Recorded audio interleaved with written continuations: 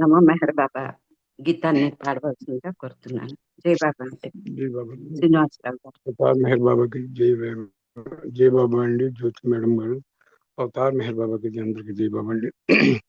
నమో మెహరు బాబా Avatar నమో దేవ ప్రభు నమో మెహరు బాబా Avatar నమో దేవ అపారదీయ కృపా సాగర సకల చరాచర జగదుద్ధార సకల చరాచర జగదుద్ధార ప్రభు నమో మెహరు బాబా అవతార్ నమో దేవ జోహారులివి శ్రీ మెహరు బాబా మహిళ జనించిన మానవ రూప జోహారులివి శ్రీ మెహరు బాబా మహిళ జనించిన మానవ రూప ఇహ పరానంద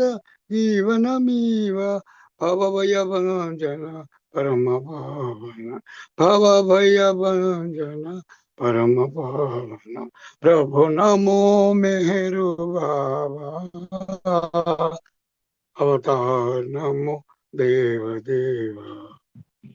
అజ్ఞానందత అంతము చేసి దివ్య విజ్ఞాన దృష్టిను తంగి అజ్ఞానందత అంతము చేసి దివ్య విజ్ఞాన దృష్టిను సంగి హరిషడ్వర్గము అంతరింపగా హరిషడ్వర్గము అంతరింపగా అవ్యయ మోక్షం గ్రహింపు ప్రభు నమో మెహరు బాబా అవతార్ నమో దేవ ప్రభు నమో మెహరు బాబా అవతార్ నమో దేవ జై బాబా అండి. థ్యాంక్ యూ అండి జ్యోతి మేడం గారు.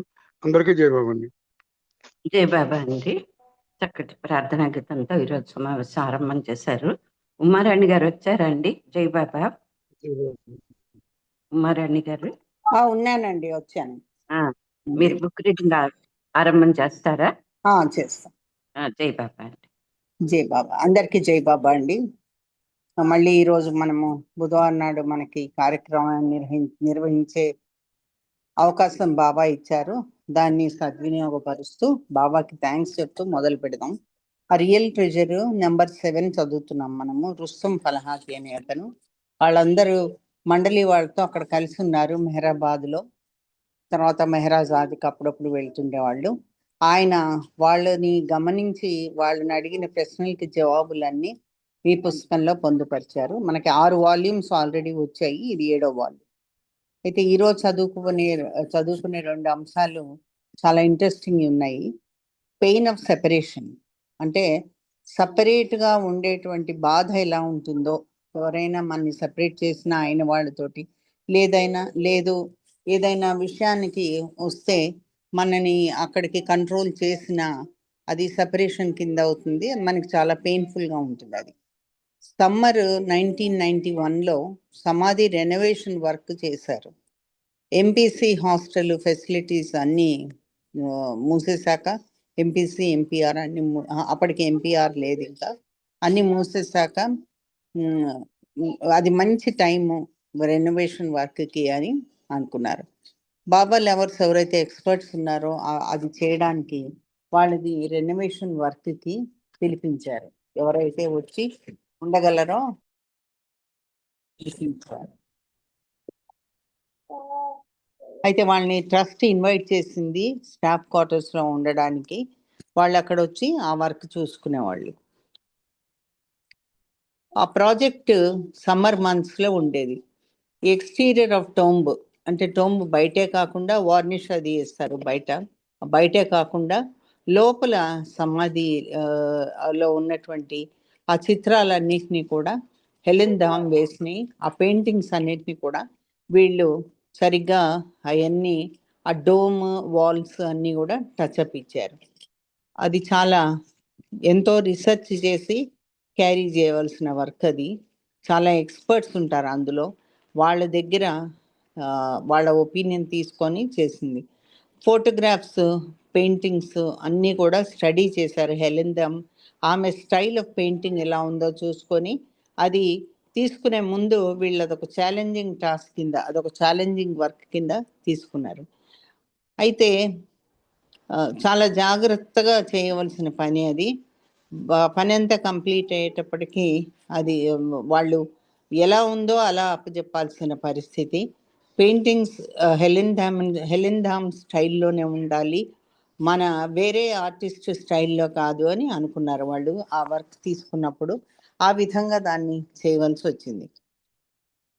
అయితే వాళ్ళు సమ్మర్ హీట్ అంతా కూడా భరిస్తూ అది కంప్లీట్ చేశారు ఆ వర్క్ పిల్గ్రిమ్ సీజన్ మొదలవకముందే.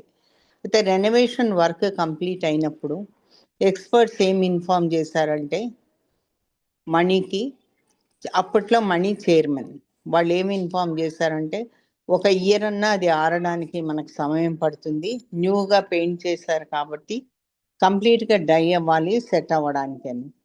అయితే రికమెండ్ చేశారు వాళ్ళు, ఎవరు పిల్గ్రిమ్ కూడా లోపలికి ఎంటర్ అవ్వడానికి వీల్లేదు, ఒక ఇయర్ మొత్తం కూడా అవాయిడ్ చేయాలి, ఏది ఏది మనకి చెడిపోయే ఇది అవకాశం ఇవ్వకూడదు, ఎవరిని కూడా లోపలికి అలౌ చేయొద్దు అని చెప్పారు.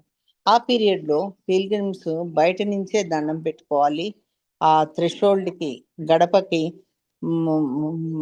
గడపకి తల నుంచి దండం పెట్టుకోవాలి. మణి సరే అని ఒప్పుకున్నారు, చాలా తొందరగా రెడీగా ఒప్పుకున్నారు. మన్సారి హ్యాండ్లింగ్ డే బై డే ఉండేది అక్కడ సమాధిని, ఆవిడ ఇన్ఛార్జ్ అనమాట. సమాధి బాగుబోగులన్నీ చూసుకునేది, ఆ సమాధి ఎఫైర్స్ అన్ని చూసుకునేది వాళ్ళ ఇది. మణి తన డెసిషన్ని చెప్పడం జరిగింది. మన్సారికి విషయంలో చాలా అన్హ్యాపీగా ఉంది, ఆవిడకి అది నచ్చలేదు ఆ సజెషన్.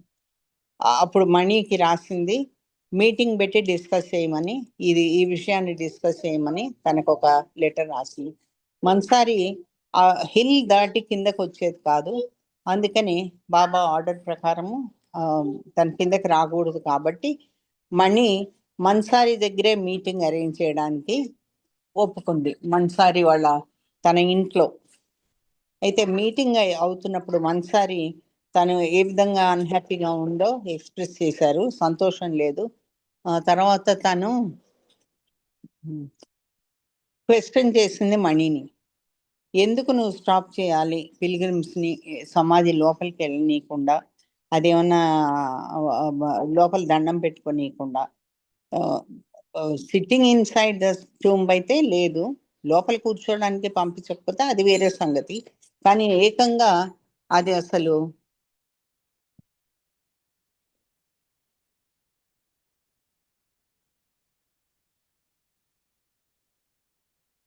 అయితే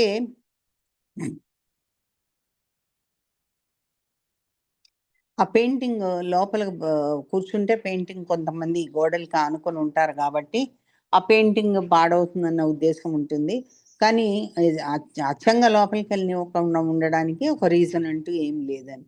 మన్సారి ఎక్స్పర్ట్స్ ఇవన్నీ చేశారు కాబట్టి మనం ప్రిజర్వ్ చేసుకోవడము అది భావితరాల వారికి చాలా ఇంపార్టెంట్ అంటుంది మణి. మనం ఒక ఛాన్స్ తీసుకొని ఏదన్నా జరిగే వరకు వేచి చూడడం కరెక్ట్ కాదు. మనం కేర్లెస్ పిల్గ్రిమ్స్ తోటి ఒక పిల్గ్రిమ్స్ కేర్లెస్గా ఉన్నా కూడా మనకి అవి దెబ్బతీస్తాయి, అందుకని మనం అవి చేయడానికి వీల్లేదు. మణి అది నెరేట్ చేస్తూ ఉంది మన్సారికి, నీకు గుర్తుందా ఒక పిల్గ్రిమ్ ఒకసారి ఎంటర్ అయ్యి సమాధిలోకి ఒక ఎర్ర కుంకుమని సమాధి మీద వేయడము, రాయి మీద వేయడం జరిగింది. వేరే హిందూ టెంపుల్స్లో అది జనరల్గా చేరేటువంటి కార్యక్రమమే.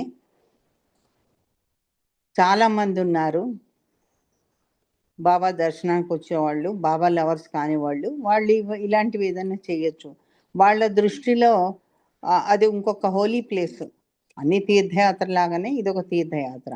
వాళ్ళు మేము మా ప్రేమని ఎలా, మేము మా డివోషన్, మా భక్తిని ఎలా చాటాలి, అందుకని వాళ్ళు అక్కడికి వచ్చి అదంతా చూసుకుంటారు అనమాట. పెయింటింగ్ పాడైపోతుంది లేదు అనేది వాళ్ళకి సంబంధం లేదు. వాళ్ళు ఇలాంటి పనులు చేస్తే మటుకు ఆ పెయింటింగ్ అంతా కూడా కొద్దిగా పాడవుతుంది. మన్సారి కన్విన్స్ అవ్వలేదు, అయినా కూడా మన్సారికి మణి చెప్పిన విషయాలు ఏవీ నచ్చలేదు. ఒకళ్ళిద్దరు అలా ఉండొచ్చు, కానీ మొత్తం అందరూ అలానే ఉంటారనడానికి వీల్లేదు. మనము ఒక నోటీస్ అక్కడ సమాధి దగ్గర పెడితే సరిపోతుంది కదా అని అంటుంది. అయితే మణి రిప్లై ఇస్తుంది, అది ప్రాక్టికల్ కాదు, అది అలా చేయడము ఎంత మాత్రమూ వీలు పడదు. చాలామందికి చదవడం రాకపోవచ్చు, లేదు వేరే లాంగ్వేజ్ వచ్చి ఉండొచ్చు అని మళ్ళీ ఇంకా ఇది చెప్పడానికి ప్రయత్నించింది అనమాట. ఎక్స్పర్ట్స్ ఏం చెప్తారంటే, ప్రతి పిల్గ్రిమ్ లోపలికి వెళ్ళి బయటకు వచ్చేటప్పటికి బాడీ హీట్ ఉంటుంది ప్రతి వాళ్ళకి కూడా. అది ఆ టెంపరేచర్ వల్ల ఏమవుతుందంటే ఎంట్రన్స్ దగ్గర ఉన్నటువంటి పెయింటింగ్లు పాడవుతాయి, అవి ఎఫెక్ట్ అవుతాయి అని చెప్పడం జరిగింది. అది చూడండి, వాళ్ళు ఎంత మైన్యూట్గా డీటెయిల్స్ చూస్తారో. వేరే గుళ్ళకి మనం వెళ్తే ఆ గర్భగుడి ఎక్కడో లోపలికి ఉంటుంది, చీకటి ఉంటుంది, లైట్లు వేస్తారు, ధూపదీపాలు పెడతారు, అదంతా గోడలంతా మసి పట్టిపోయి ఉంటాయి.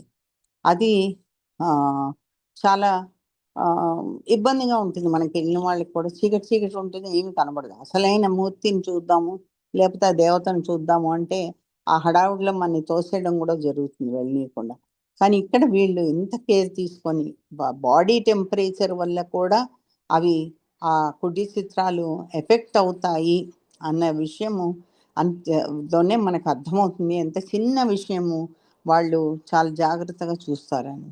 అయితే మణికి ఈ పాయింట్ నచ్చింది లేదు అన్నది చూడకుండా మన్సారి మణి ఇంకా ఏదేదో చెప్పడం మొదలుపెట్టింది. మన్సారికి ఈ విషయం నచ్చలేదని తెలిసి ఆవిడ్ని ఒప్పించడానికి ప్రయత్నిస్తూ ఉంది. అప్పుడు మన్సారి కన్విన్స్ అవ్వలేదని తెలుసుకున్నాక మణి ఏమంటుందంటే, మణి ఈ విషయం చెప్పాక మన్సారి ఏమంటుందంటే, మరి లిజర్డ్స్ అన్నీ గోడ మీద పాకుతుంటాయి కదా, మరి దానికి ఏమంటావు నువ్వు అని. వాటికి పర్వాలేదు, పిల్గ్రిమ్స్ లోపలికి వెళ్ళడమే బాగాలేదు, నువ్వు అది పర్వాలేదు అంటున్నావు, మరి ఇది ఎట్లా అంటే మణి రిప్లై ఇచ్చారు, మనము కంట్రోల్ చేయడానికి మన బెస్ట్ మనం చేయాలి, మనం ఎంతవరకు చేయగలమో అంతవరకు చేయాలి, మన చేతుల్లో ఏది లేదు, అది మనం బాబాకు వదిలేద్దాం. లిజర్డ్స్ పాకుతున్నాయి అనేది బాబాకు వదిలేద్దాం, మిగతా మన చేతిలో ఏం లేదు. మన్సారి షేక్ అవుతా ఉంది, ఆ తల అడ్డంగా ఊపింది, నేను దీనికి ఒప్పుకోను అన్నట్టుగా ఊపింది. మనీతో అనగంటే అట్లీస్ట్ పిల్గ్రిమ్స్ అమర్తిథి టైంలో కనీసం తల వంచి దండం పెట్టుకోవడానికి అవకాశం ఇవ్వాలి. ఎంతమంది పేదవాళ్ళు హమీర్పూర్ నుంచి అక్కడి నుంచి వస్తారు, వాళ్ళ గురించి ఆలోచించండి. వాళ్ళు సంవత్సరం మొత్తము మనీ దాచుకొని ఆ మనీ సేవ్ చేసుకొని దాంతో వాళ్ళు చివరికి ఏ పరిస్థితుల్లో ఉంటారంటే, వాళ్ళు తిండి తినడానికి కూడా డబ్బులు ఖర్చు పెట్టకుండా అవన్నీ దాచుకొని టీ తాగకుండా అన్నం తినకుండా అవన్నీ దాచుకొని వాళ్ళు ట్రైన్ ఛార్జెస్ పెట్టుకొని అమర్తిథికి ఒక ట్రిప్ వేసుకొని వస్తారు. వాళ్ళు అక్కడ మనకి ఇచ్చేటువంటి సబ్సిడైజ్డ్ ఫీజు కూడా కట్టలేరు. ట్రస్ట్ వాళ్ళ మీద ట్రస్ట్ మీద వాళ్ళు ఆధారపడి ఉంటారు. అటువంటి పరిస్థితుల్లో కూడా వాళ్ళు డబ్బులు పోగు చేసుకొని ఎంతో ఇబ్బంది పడి వస్తారు. వాళ్ళకి తృప్తినివ్వకపోతే మనం కరెక్ట్ కాదు అని అకామిడేషన్ టెంట్లోనో హాస్టల్లోనో తీసుకుని ఉంటారు. వాళ్ళు ఇక్కడికి వచ్చినప్పుడు స్కూల్ ప్రెమిసెస్లోనో దాదీస్ ఫామ్లోనో ఉంటారు. ఎందుకంటే వాళ్ళు ఆ టెంట్లోనూ ఆ హాస్టల్స్లోనూ ఉండే పరిస్థితి ఉండదు. ఈ లవర్స్కి తోమ మీద దండం పెట్టుకోవడానికి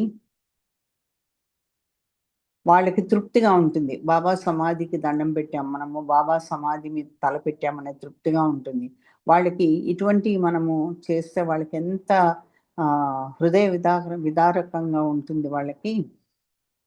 వాళ్ళని అలౌ చేయకపోతే దర్శనం త్రిశూల్ దగ్గర గడప దగ్గర దర్శనం చేసుకోమంటే ఎంత బాధగా ఉంటుంది కదా అని వాళ్ళ గురించి కూడా ఆలోచించాలి అంటే మణి మొత్తం పేషెంట్గా అంతా వింటుంది.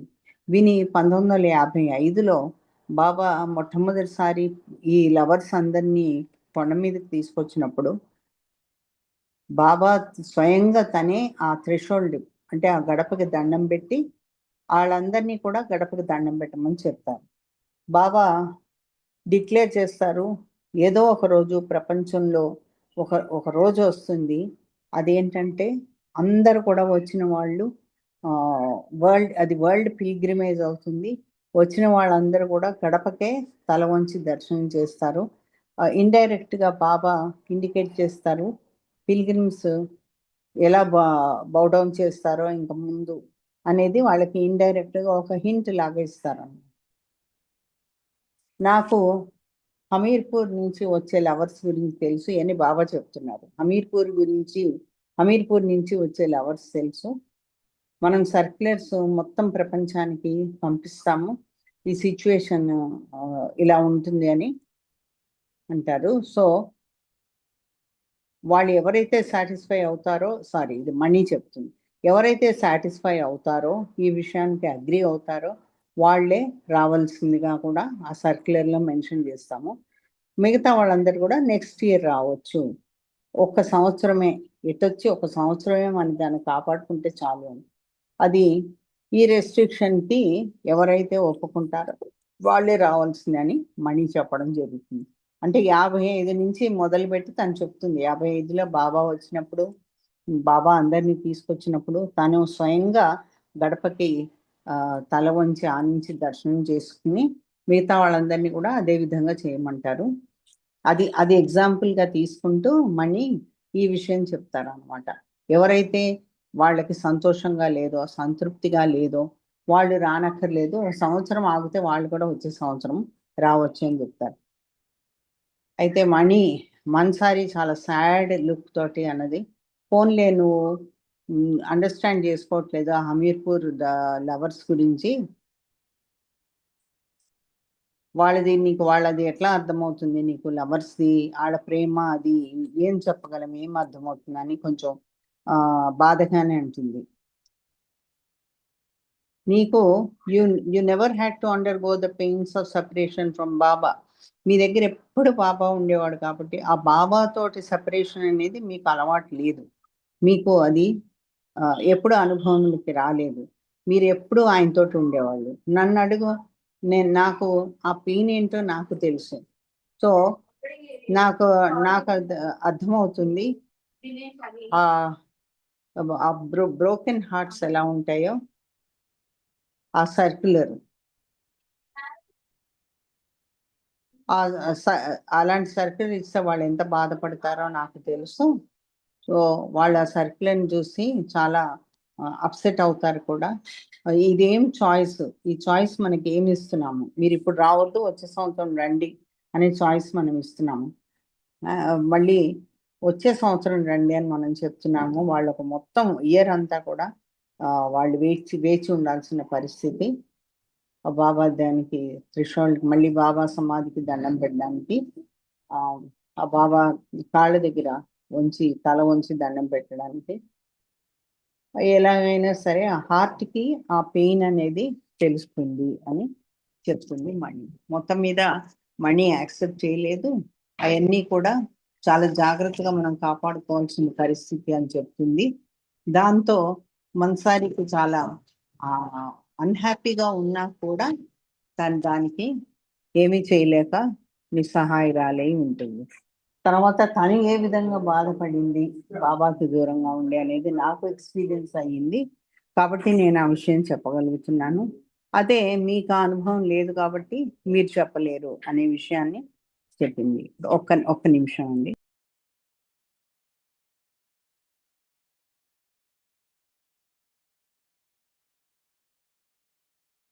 కొద్దిగా ఉంచాను. ఇది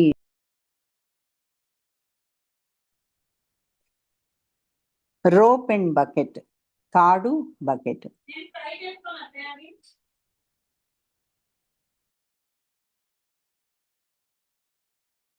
మీరు ఈ స్టోరీ వినే ఉంటారు.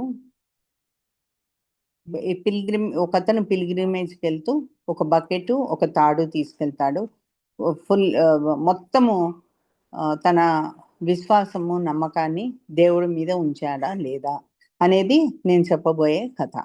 ఈరిస్ ఎంక్వైరీ చేస్తాడు పిల్గ్రిమ్స్ దగ్గర నుంచి, మీరెవరైనా ఈ కథ విన్నారా ఇంతవరకు అని మండలి హాల్లో అడుగుతాడు. లేదు ఈరిచ్, మేము ఎప్పుడు వినలేదు అని చెప్తే, ఈరిచ్ ఆల్ రైట్ నేను చెప్తాను మీకు ఆ స్టోరీ అని తను మొదలు పెడతాడు.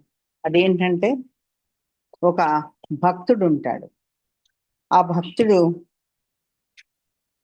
ఫుల్ ఫెయిత్ భగవంతుడు అంటే ఉంటుంది. అన్నిటికీ భగవంతుడి మీద ఆధారపడి ఉంటాడు. ఆ లైఫ్లో ఆయనకి ఎంతో తృప్తిగా ఉంటుంది. సో నేను ఈ పిల్గ్రిమేజ్కి వెళ్ళాలి, తీర్థయాత్రకి వెళ్ళాలి అని డిసైడ్ చేసుకుంటాడు. అందుకని తనతో ఏమీ తీసుకెళ్లకుండా, ఎందుకంటే భగవంతుడు అంటే నమ్మకం ఉంది, విశ్వాసం ఉంది కాబట్టి తనతో ఏమీ తీసుకెళ్లకుండా ఒక తాడు ఒక బకెట్ మాత్రం తీసుకెళ్తాడు. ఆ తీర్థయాత్రకి వెళ్ళినప్పుడు చాలా ఎక్కువ దూరాలు వెళ్ళవలసి ఉంటుంది. తను ఉన్న దగ్గరికి ఎన్నో రోజులు పట్టేది తనకి ఆ తీర్థయాత్ర చేయడానికి. ఒక దగ్గర నుంచి ఒక దగ్గరికి కూడా చాలా దూరాలు ఉండేవి. ఏదైతేనేమి అది మటుకు ఏమి ప్రొవిజన్స్ తినడానికి ఏమి తీసుకోవడం, అన్నిటికీ భగవంతుడి మీదే ఆధారపడి ఉంటాడు. అయితే ఒకసారి ఫారెస్ట్ దాటవలసి వస్తుంది అక్కడికి వెళ్ళడానికి. తన తీర్థయాత్ర ఎక్కడ ముగుస్తుందో అక్కడికి వెళ్ళడానికి. ఆ ఫారెస్ట్ దాటేటప్పుడు సడన్ గా తనకి చాలా దాహం వేస్తుంది. అయితే చుట్టుప్రక్కల అంతా చూస్తాడు, ఏమన్నా ఉన్నాయా ఏంటి అని. ఎక్కడ ఏమి కనబడవు, ఎక్కడ సోర్స్ ఆఫ్ వాటర్ ఉండదు, మంచినీళ్ళు ఉన్న పరిస్థితి లేదు. లక్కీగా ఒక బావిని చూస్తాడు. ఆ బావి దగ్గర రెయిన్డియర్ అంటే మన జింకల్ లాంటివే పొడవాటి కొమ్మలు ఉంటాయి. అవి ఆ రెయిన్డియర్ నీళ్లు తాగుతా ఉంటే బావి దగ్గర చూస్తాడు. అక్కడ బావిలో నీళ్లు చాలా పైకి వస్తాయి. ఎలా అంటే మామూలుగా మూతి పెట్టి తాగే విధంగా వస్తాయి. చాలా పొంగి పొంగి పొర్లుతున్నాయి కూడా. ఆ యానిమల్స్ అన్ని కూడా అక్కడ నీళ్లు తాగుతున్నాయి. ఆ వెల్ దగ్గరికి ఇతను రాగానే, ఈ యాత్రికుడు రాగానే ఆ యానిమల్స్ అన్ని కూడా పరిగెత్తుకుంటూ వెళ్ళిపోయినాయి. పిల్గ్రిము దాని దగ్గరికి వెళ్ళి, ఆ వెల్ దగ్గరికి వెళ్ళి నుంచుంటాడు. ఇతను ఎప్పుడైతే ఆ బావి దగ్గరికి వెళ్తాడో అప్పుడు ఆయన ఆశ్చర్యపడే విధంగా అవన్నీ కూడా ఆ చాలా ఆశ్చర్యపడే విధంగా ఆ బావిలో ఉన్నటువంటి నీళ్లు తగ్గడం మొదలు పెడతాయి. తొందరగా తన దగ్గర ఉన్న బకెట్ తాడుని ఆ నీళ్లు ఇంకా పోకముందే వేసేద్దామనేస్తే ఇతను ఎంత లోపలికి దింపుతూ ఉంటే నీళ్లు అంత లోతుకి వెళ్తూనే ఉన్నాయి. చివరికి తాడుకి సరిపోనంత దూరము నీళ్లు వెళ్ళిపోతాయి, అంత లోపలికి నీళ్లు వెళ్ళిపోతాయి. ఒక బకెట్ నీళ్లు దొరకడం కూడా ఆయనకి చాలా కష్టమైపోతుంది.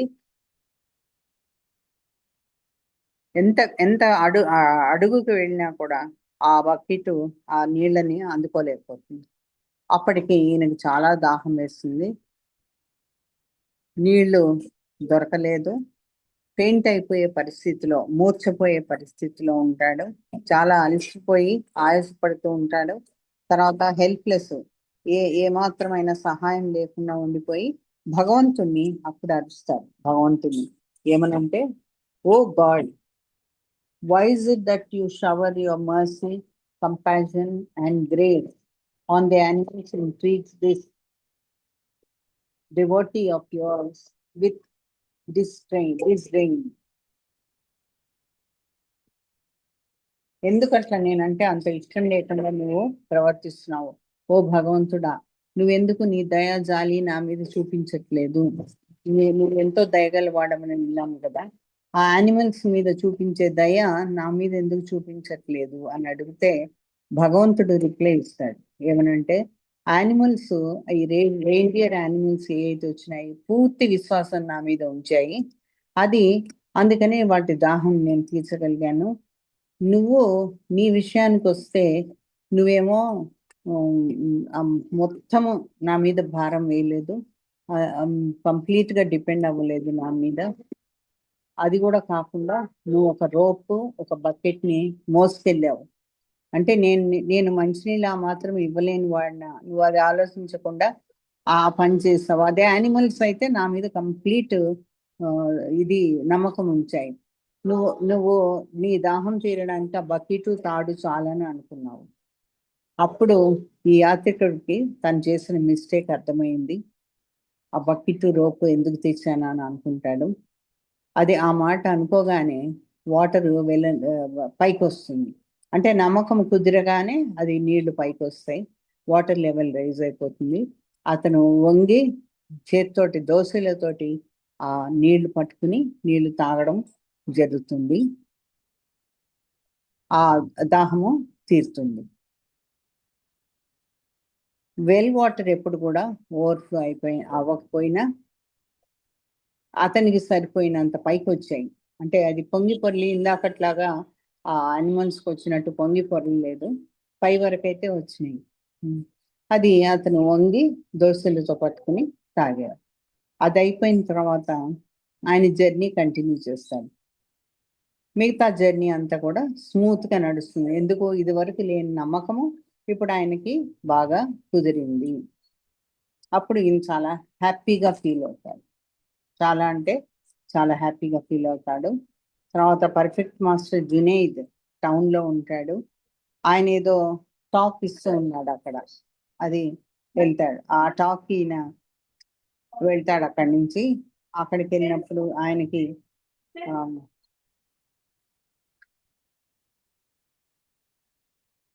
అయితే మాస్టర్ టాక్ విందాము ఏం చెప్తున్నాడో అని వెళ్తాడు. జునైద్ చాలా వరకు మాట్లాడింది భగవంతుడి పైన కంప్లీట్ నమ్మకం ఉండాలి మనకు అనేది చెప్తున్నాడు.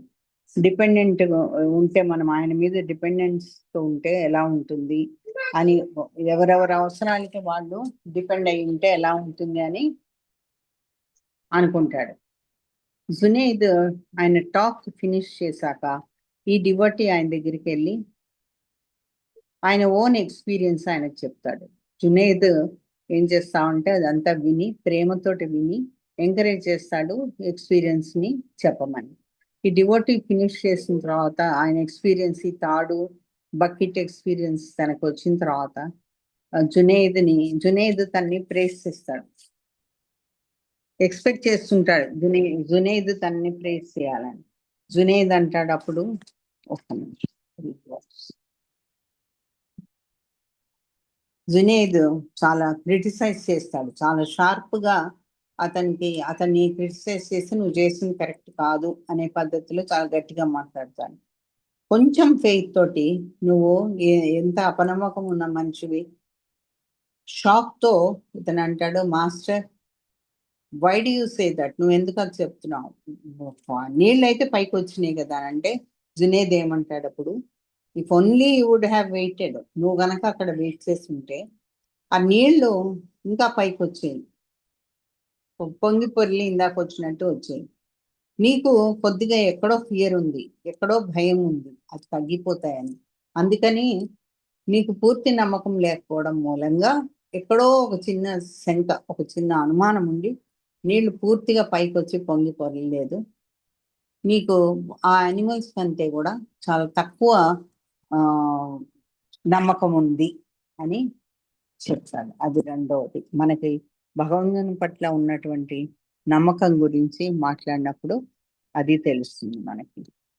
ఒక్క నిమిషం అండి, మనకి 11:59 అయింది. ఇంతటితోటి ఈరోజు ముగించుకుందాము. మనము మళ్ళీ రేపు కలిసినప్పుడు చెప్పుకోవచ్చు. ఈరోజు హారతి చూడండి, జ్యోతి గారు ఎవరు చెప్తారో. హారతి ఎవరిని ఇస్తారండి? ఎవరిని ఉన్నారా? నాకు ఎవరు కనిపించటం లేదండి. ఈ జయశ్రీ అని ఉన్నారు, ఆవిడకి ఇవ్వండి. జై బాబా. నేను ఇచ్చేదా? జై బాబా. ఎవరో ఒక్కరు మొదలు పెట్టండి. జై బాబా అండి. జై బాబా. Oh glorious eternal ancient one, your face is a bright transcendental sun, lighten this dark world and the tears I weep, and I give to you to keep. Creator at creationless you are, truth and truth body, divine avatar, who through compassion the three worlds maintains. Destroy this ignorance that life sustains. These five lives are the whirling spokes of breath of the world wheel that bears me on to death. Unless you are infinitely kind, break the wheels of which is conditioned mind. This incense is my love, these fruits my art, which to please you I have shaped from my heart. Accept them as you would a simple flower that has no use beyond its shining hour. You are myself, I sing to you in praise and beg your love to bear me through the days till you, the ever living perfect one, illumine my darkness with your shining sun. अवतार मेहर बाबा की जय.